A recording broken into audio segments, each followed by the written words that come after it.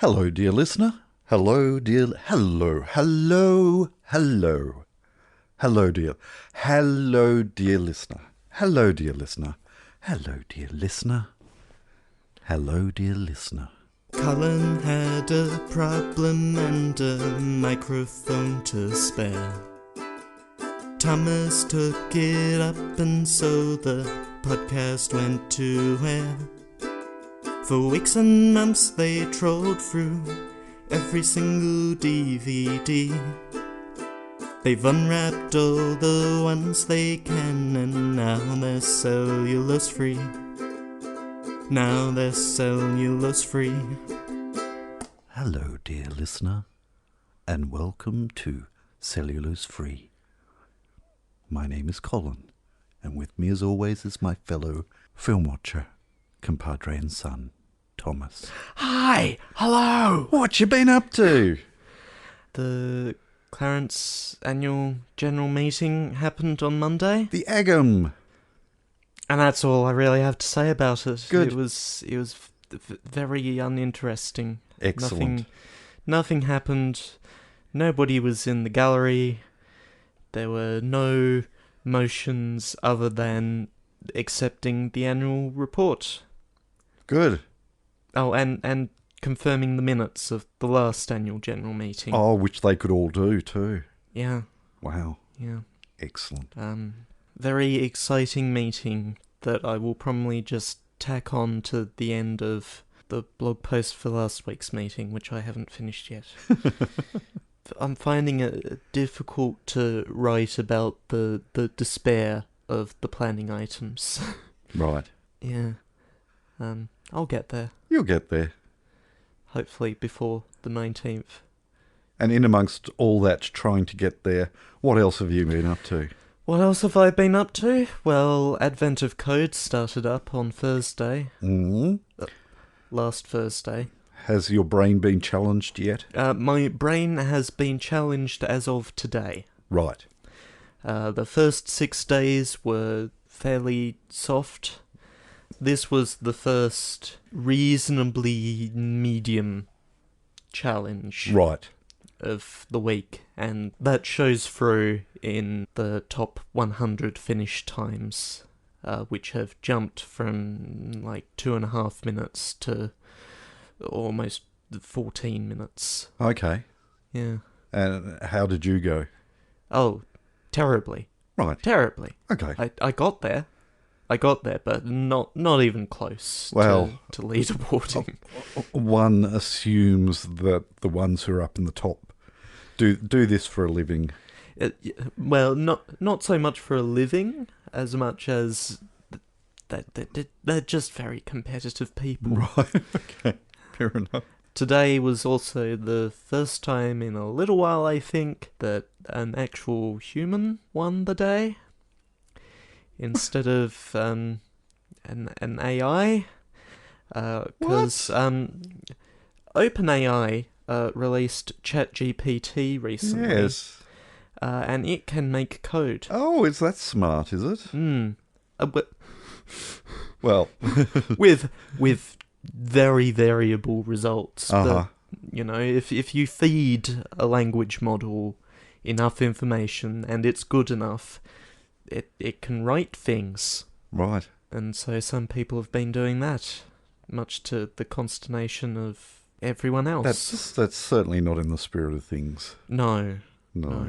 That puts a mood on things, that does. But it doesn't matter for me at all, because I'm never in the top 100, so I never get any points. Right. Yeah.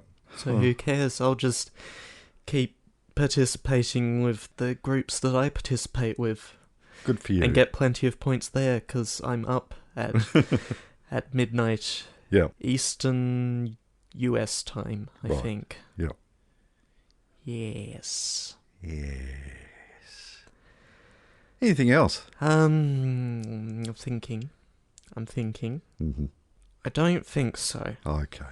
I'm told Yes. that you do not have a conclusion to the Lawnmower Saga to offer us this week. That's a little harsh, that is. No, I've well and truly got to the bottom of things. The bottom has lots of holes in it. Yes, the bottom has got lots of holes. The bottom fell out, basically. Okay. So, I was right in suspecting the carburettor, and I was right in suspecting that it probably needed a clean out. It was disgusting. And I was right in suspecting that the jet was actually blocked. It was, and cleaned that out, because that was disgusting.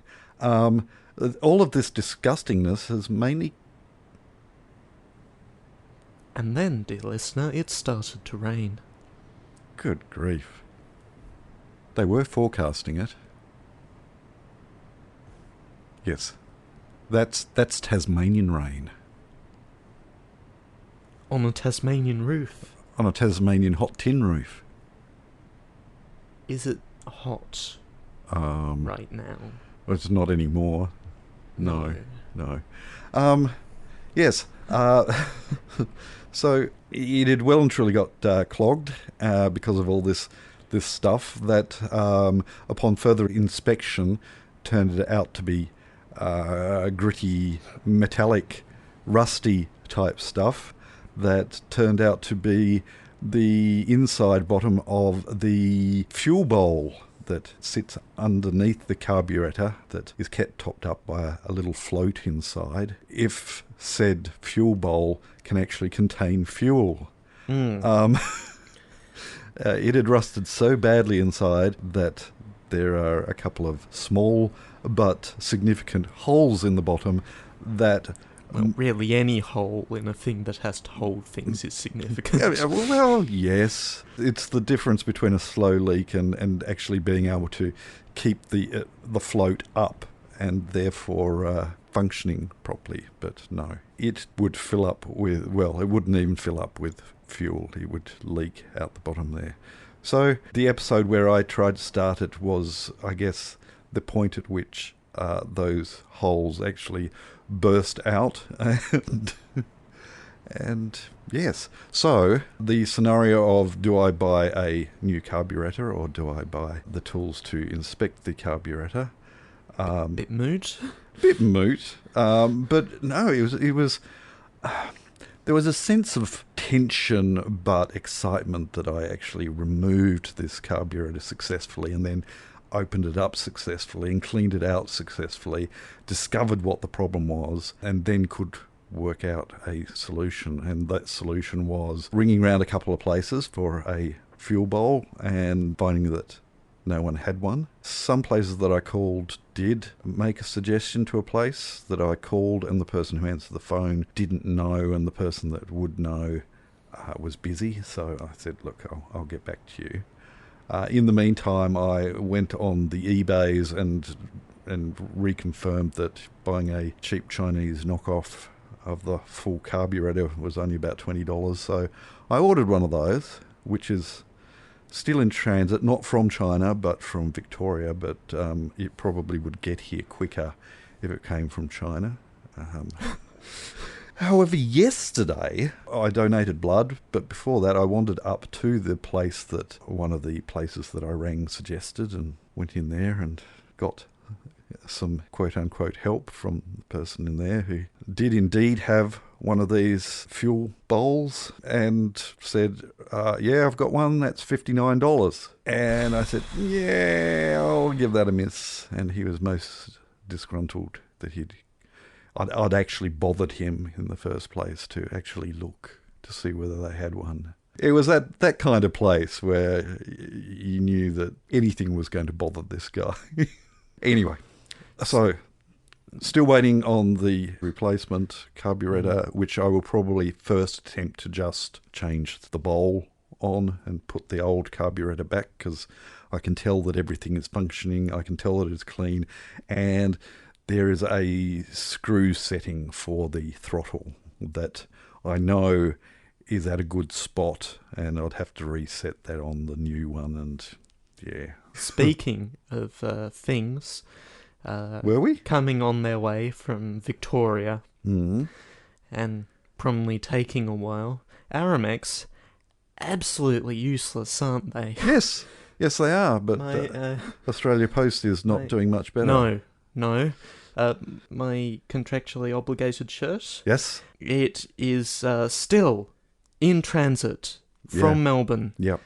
just as it was a week ago. Yes. Well, I have something via Australia Post that from Melbourne is so far 17 days in transit and still not here. That's not the carburettor. And I do have tracking on the carburettor, even though it has been stuck in on its way to Launceston for the last 4 days. So I don't know. Don't know what's going on. It's that time of year, but it's just not good enough. It's not. Anyway, we must move on. We really must. Yes. We have a movie to watch. We do. It's a movie that you picked, It is. that you deliberately selected. Mm-hmm. You threw away your previous selection Yep. for this one. Yep. What is it that we're watching today? We are watching Tim Burton's The Nightmare Before Christmas. Okay. Mm-hmm. Which is potentially on par with, I think, the shortest movie we've ever watched for this podcast, which is so far, I believe, unless I've completely forgotten something, was Nosferatu, which was 1 hour and 13 minutes long, depending on which version you watch, I guess, actually. Now, according to the back of the DVD Mm-hmm. of this, The Nightmare Before Christmas, Mm-hmm. it's also 1 hour and 13 minutes long. But according to Disney Plus, It's now a 19. now is that because of all the credits with the translations at the end, or I don't know. Now, all this being said, I could have gone even shorter. My other option was the television special Lost and Found, which runs at just 50 minutes. Fair enough. That's a good movie, but I don't think it counts as a Christmas movie. I saw it at Christmas. It has snow Yeah. It does. and a penguin. And a penguin. Yes. The bird symbol of Christmas is a penguin. Yeah. Right. But Anyway, that's not what we're watching we tonight. aren't. We are watching The Nightmare Before Christmas. Sorry, Tim Burton's The Nightmare Before Christmas. What did Tim Burton have to do with this? So, Tim Burton Yes. wrote a poem and then produced this film. Right. And the film is based on the poem? It is. Okay. And based on a story by Tim Burton, but not written by him or directed by him. Right, but produced by him. Mm. Okay. And the impression that I get from reading the Wikipedia article is that even Tim Burton is perhaps a little miffed about having his name at the top of the title. Right.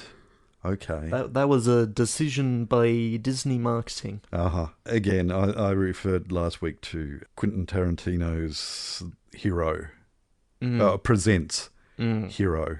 Now, that one, I suspect, might have been Tarantino's It choice. was. Yes. He thought he would get more viewers if his name was at the top of it. Which is the same argument that Disney used here, Yeah. for better or for worse. Indeed. What is this film all about? The description on Disney Plus reads, Pumpkin King Jack Skellington tries to take over Christmas. Full stop. It's a little shorter than last week's. But I didn't bother grabbing the case off the shelf. Oh, they do provide a longer description if you go into details. Oh, details. A full paragraph. Oh. Yeah. Go on, I dare you. Go on. Mufasa. Enter an extraordinary world filled with magic and wonder where every holiday has its own special land. This is the heartfelt tale of Jack Skellington, the Pumpkin King of Halloween Town, and all things that go bump in the night. Bored with the same old tricks and treats, he yearns for something more, and soon stumbles upon the glorious magic of Christmas Town. When Jack decides to bring this joyful holiday back to Halloween Town, his dream to fill Santa's shoes unravels, and it's up to Sally, the rag doll who loves him, to stitch things together again. Now that felt like it should have been 2 paragraphs. There was a point at which I probably would have started a new paragraph. Anyway, and this heartfelt thing, I don't know. We're going to find out, because I've got mixed messages coming into my brain as far as how much I actually remember about this film, and those will be revealed after we hit the play button on the Disney Plus machine and we watch this film, and then we'll come back and we'll talk about it and determine that. So we'll catch you on the flip side. Turn to side B. Turn to side B Town. We're inside A Town now. We're gonna go to side B Town, and we're going to kidnap us inside B Town. Roll the tape.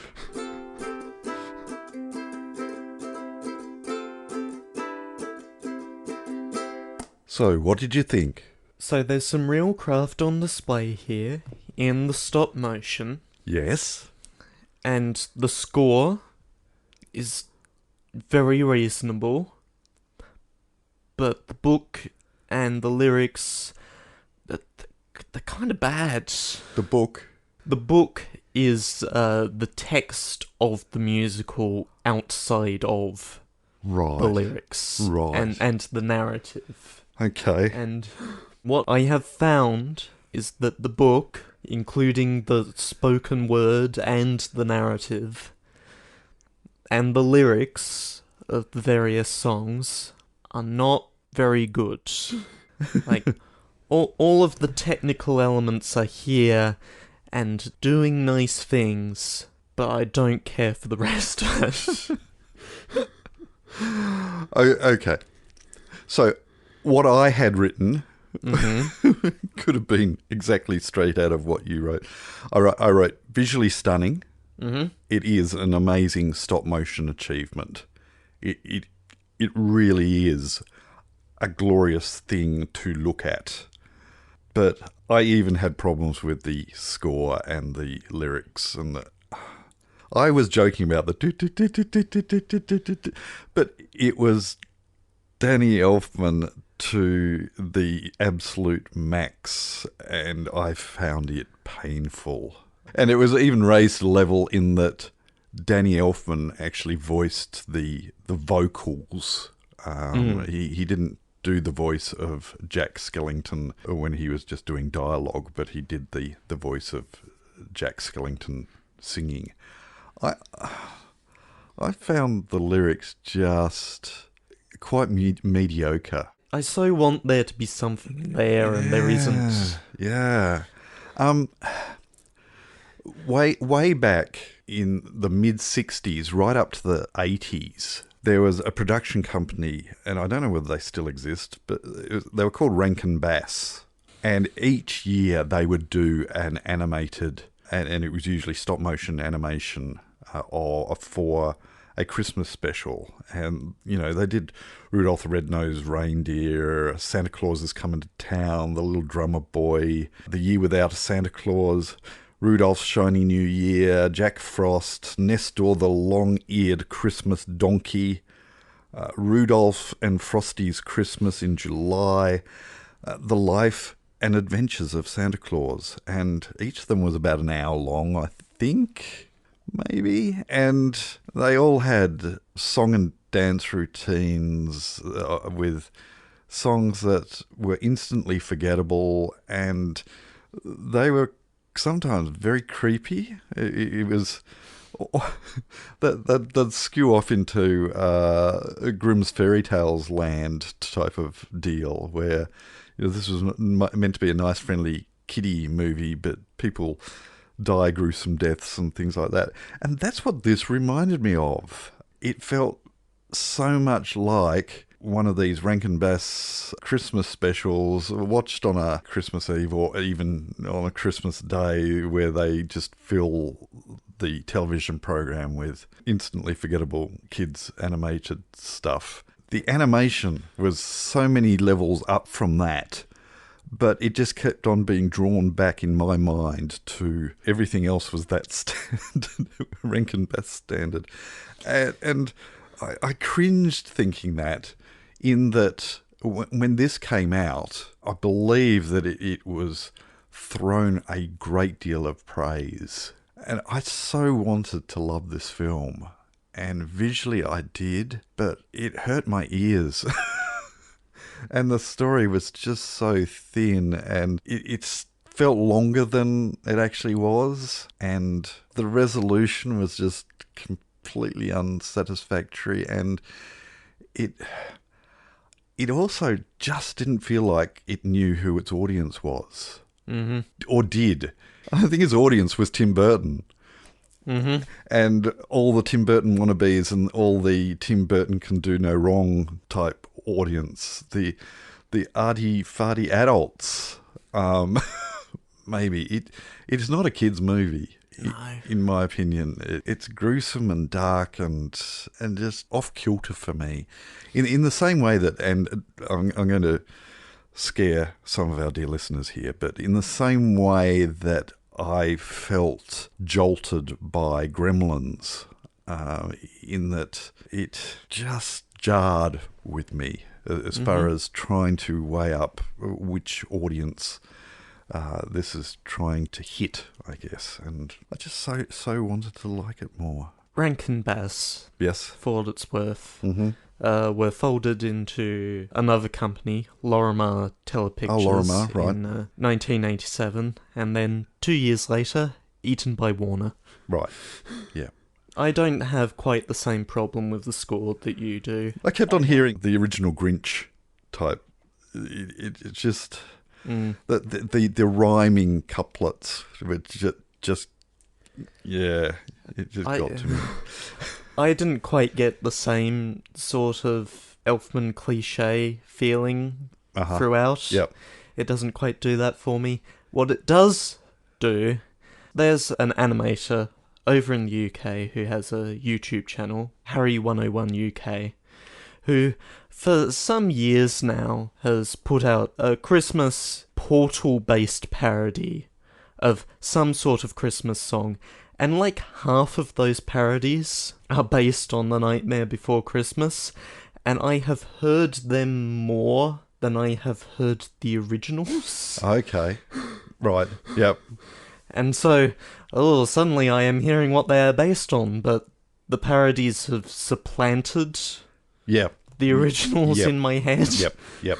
And possibly my cringiness of the cliched Danny Elfman is flipped in the wrong direction, in that it more started at this end, the Nightmare Before Christmas end, and he's riffed on that over the years.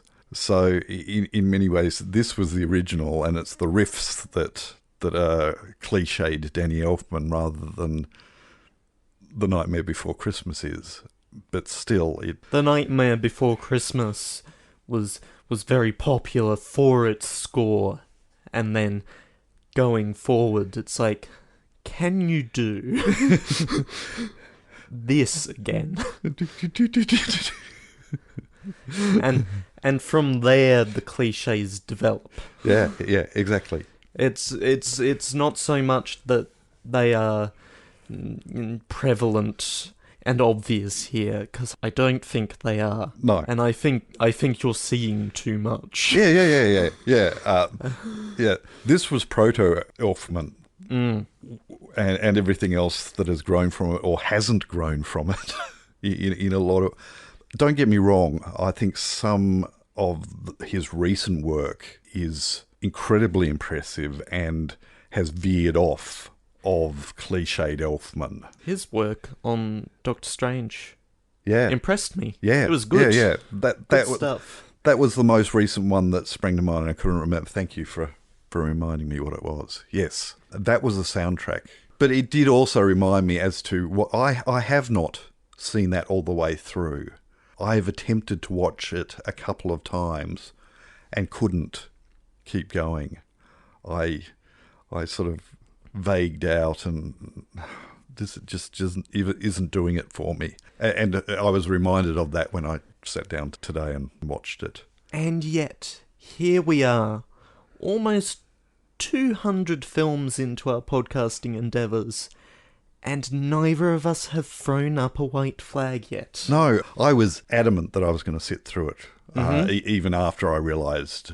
I could probably even point at the point where I'd waved the white flag previously and pulled out of this film. But no, I was going to get through this. And I did. And I'm glad I did, because in a lot of ways, visually, I appreciated it more than the heavily touched up by CGI stop motion that has come after this.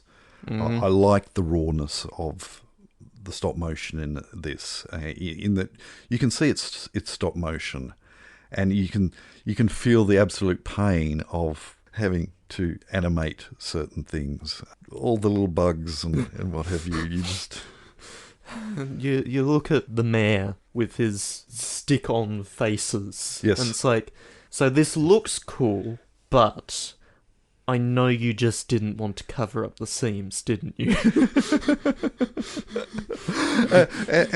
and the scenes with characters who are deliberately wearing masks so they don't have to animate the lips moving. Can we finish the film, please? How are we going to do this? Oh, we'll give them masks. And I don't think those shortcuts make the craft any worse. No. They were wise moves, I think. And yet, I am left with a feeling that I made the wrong choice last week. No, I don't think you did. Oh, as in between this and what? Lost and Found. Yeah, but that wasn't what your original one was, though. No, that wasn't what my original... Right. I made the right choice in throwing out Where the Wild Things Are. Yes. I am very satisfied we watched this as a Christmas special. Yeah, okay. Yeah, I can at least finally say, even though there were occasions where I was looking down at my phone to type things and look up things and what have you, that I've, quote-unquote, watched it from beginning to end. Finally. Do you have anything else you wish to say about this? No. All right. We shall move on then. Yes, let's. No. Stop it already. The score isn't like that. Oh, there were bits. The following segment needs a little more time in the oven. It's done now. Helen. Hi, Helen. On The Abyss. Yes. Skipped the one in between that she missed. That was a wise move. Talking about it anyway. Mm-hmm. Underwater scary stuff. That's a nope from me. I shall be interested to know the outcome of the lawnmower maintenance. Well, you know that now. Well, not the full outcome, no. Oh, no, it is going to breathe, and it is going to roar, and it is going to purr away again and last another 30-odd years. As soon as the stuff comes from Melbourne. Yes. I probably should do something about the blades on mine. Yes. Oh, and I think this doesn't take advantage of Thomas's hint, and so is probably wrong. It probably is. Abyss with 3 S's. With 3 S's. I think there's a bit of a theme there. I think there might be a bit of a theme happening with the 3 S's. Or am I making that up? I don't know. Try YouTube. Ah, yes. Dunkel. Hi, Dunkel. First of all, is feeding the YouTube algorithm. Yay. Good on you. With symbols that aren't rendering here. I wonder if it works on the YouTube app instead of in YouTube Studio. It might not. Let's see. Let's pull up The Abyss on YouTube. Let's pull up The Abyss. No, that's just 4 boxes with X's through them. Oh, Let's try not the app, but instead the internet. the interwebs. The internet of... Although I have noticed quite often that, and I'm not suggesting that Dunkel is using an Apple device, but I know that quite often friends of mine who use Apple devices and use emojis, my Android devices can't read the Apple emojis and put little squares. Yes, it's all well and good the Unicode consortium updating the emoji standard, but then people have to adopt the updated emoji standard, and usually that comes with, major versions Yes. of operating systems, and so people get left behind. Yep. Yes. 8 flatbread emoji. To feed the YouTube algorithm. Right. So it was flatbread. Mm. Right. Mm-hmm. Good. Yeah, with grill marks. Lucky YouTube algorithm. Nom, nom, Yeah. nom, nom, nom, nom. Yeah, I'm sure it'll be so pleased. Dunkel also says abyss with 3 S's, which Right. is still wrong. It probably should have been what it was, but when getting ready to record, I needed 6 letters, and it was The Abyss that we were watching, so it became The Abyss. Yep. Yep. Sorry, people. Sorry. Over on Discord, Discord. which is 7 letters, and so won't fit. Yes, it would lose the O. And Tosferatu. Hi, Into Osferatu. Just to confuse things, after Dunkel posted here, meaning the Loading Ready Round Discord, I posted a comment on YouTube for last week, which apparently got eaten by comment moderation or other errors, because it's completely gone now. And yes, I did confirm it wasn't even in the review queue. It just didn't show up. I didn't delete it, and I reckon Into Osferatu probably guessed The Abyss too. No, he didn't guess at all. Oh. No, I mean in the YouTube comment. Oh, well, who's to say? 'Tis not me. It was just commenting on the reverse invasion of commenting platforms, and also recommending the Prom episode of Reasonably Sound, if either of you had not already listened to it. No. Perhaps including the link made the comment go bye-bye. It wasn't that. We don't have that setting turned on the YouTube comments. Links should come through just fine. The comment just got eaten. Got eaten. It probably got overly hungry after eating all that flatbread and decided it wanted lashings of savoury bits, so it just ate your comment completely. Perhaps including the link made the comment go bye-bye, even though I was not, I promise you, trying to get you to buy crypto. The Bouge episode of 20,000 Hertz 20,000 yes, yes. was related and also very good. It is, yes. We need to watch The Abyss again. My wife and I have seen it, but it's been a long while, and neither of the kids have. Glad to hear it holds up and is well paced. Oh, good. Also, I kind of want a Soma movie now. Video game movie curse aside. Soma is a sort of atmospheric horror underwater video game Right. that I haven't played. Right. I've heard it's good, but So like Endless Oceans 2. I can sort of handle non-interactive horror, Right. but the moment I am responsible for my own demise. Yes. Yeah, fair enough. And that was it. Was it. Thank you for your wonderful contributions, scene or otherwise. All right. We shall move on then. Pick a film for next week so we can go to bed. So, I hand it over to you for the second half of this holiday special. Indeed. And I can remember who it stars. Right. but nothing else. Okay, well, let's see if this can jog your memory. This is the blurb for next week's movie. Chewbacca and Han Solo try to get to the Wookiee homeworld of Kashyyyk to celebrate Life Day, but are impeded? What? Yes? No, we are not watching the Star Wars Holiday Special next week. Oh. Okay, I'm going to have to shake the phone again then. All right.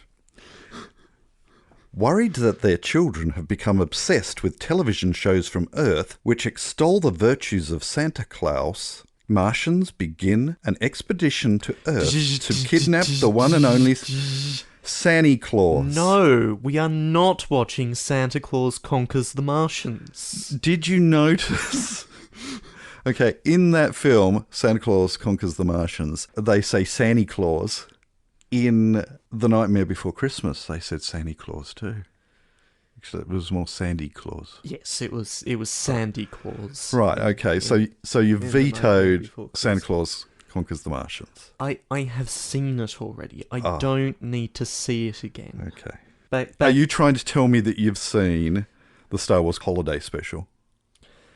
I've seen some of it. You haven't watched all of it, though. I have no wish to see more of that.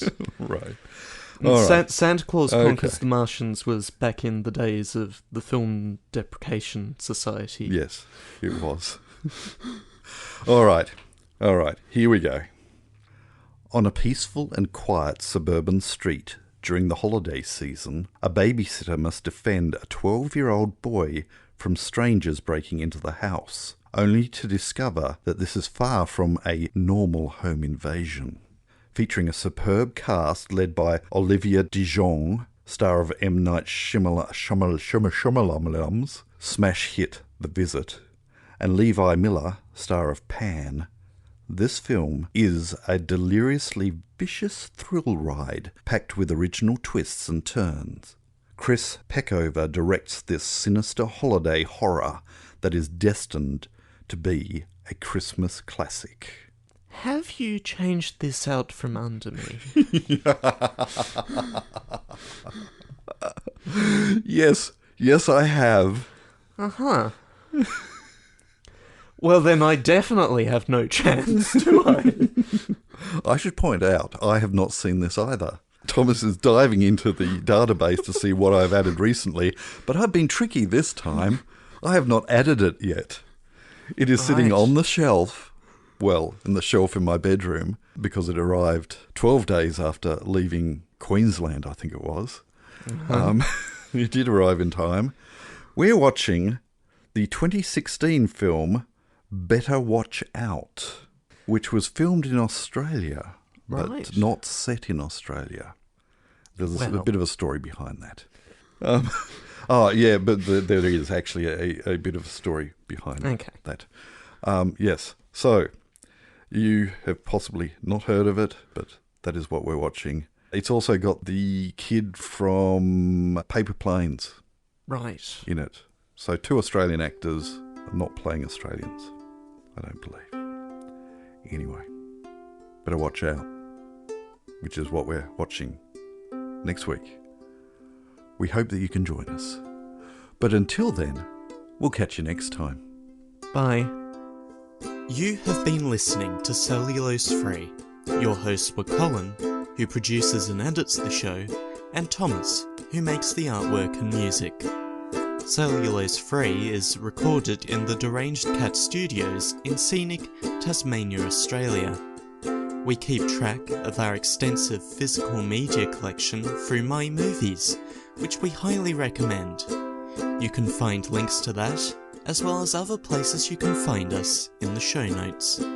Cellulose Free is a Hi Hello production.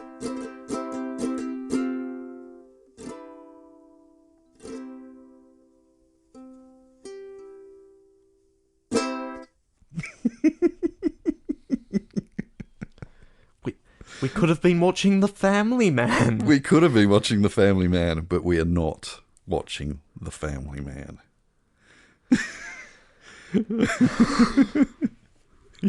You're all psyched up to watch The Family Man. Well, you know, You'd written we can 5 pages of notes No. ready to go We- in. we can all use some Nicolas Cage in our lives every now and then, can't can. we? We can, but But not next week, not next apparently. week. No. We'll keep it for next year's Christmas special. Are you planning to rug pull me on your final film as well? Who is to say? See, once I found out that you had looked at what my final 8 were, I thought, there's no fun in that. And then I remembered watching previews for this particular movie.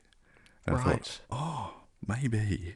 Seeing as Daniel won't let us watch Rare Export for this podcast. I mean, I don't know that I want to watch Rare Exports for this podcast either. No. Because I think it might ruin my appreciation of the film. Absolutely. Yes. If I have to look at it under a magnifying glass, as we do here. No, Rare Exports is the type of film that you leave all lenses well and truly out of it. All right. The problem is that I don't care to be surprised.